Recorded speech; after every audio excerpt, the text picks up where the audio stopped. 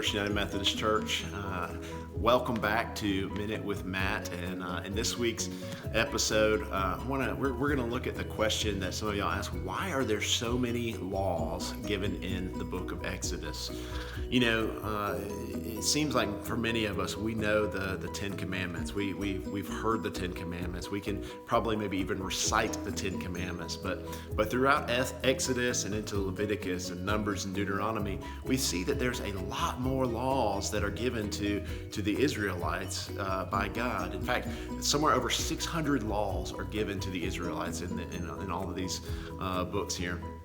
And so why were there so many laws? Well, one explanation for that is because God was bringing the Israelites out of Egypt. He was delivering them out of slavery from Egypt and forming them into a nation. This was, Jacob and his 12 sons have now grown into this mighty nation, and God is bringing them out as God's chosen people.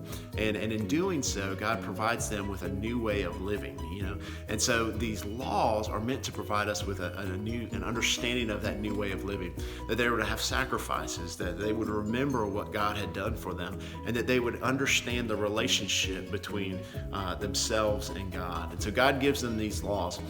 What's important about all of this is as you look at all of the laws that God gives, including the Ten Commandments and the over 600 laws that God shares through these books, the thing that it all comes back to for me is, I find this interesting, in the New Testament, when Jesus is asked which of the commandments is the greatest, Jesus boils it down to two. He says, love the Lord your God with all your heart, with all your soul, with all your mind, and love your neighbor as yourself.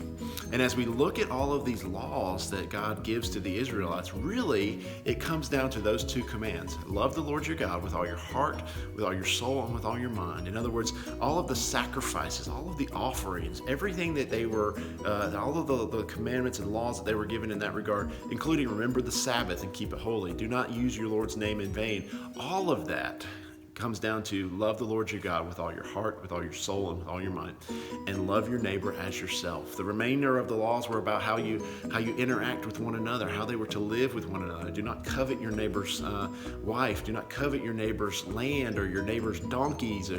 All of this was how they can live together in harmony. And so all of it was to help them be the people that God called them to be, to live as the nation of Israel, so that they might be able to live into the promise that God was giving to them. So I hope that helps. And if you have any questions this week, send me an email, matt@roystonfirst.umc.org, and keep reading, and many blessings to you in this coming week. God bless.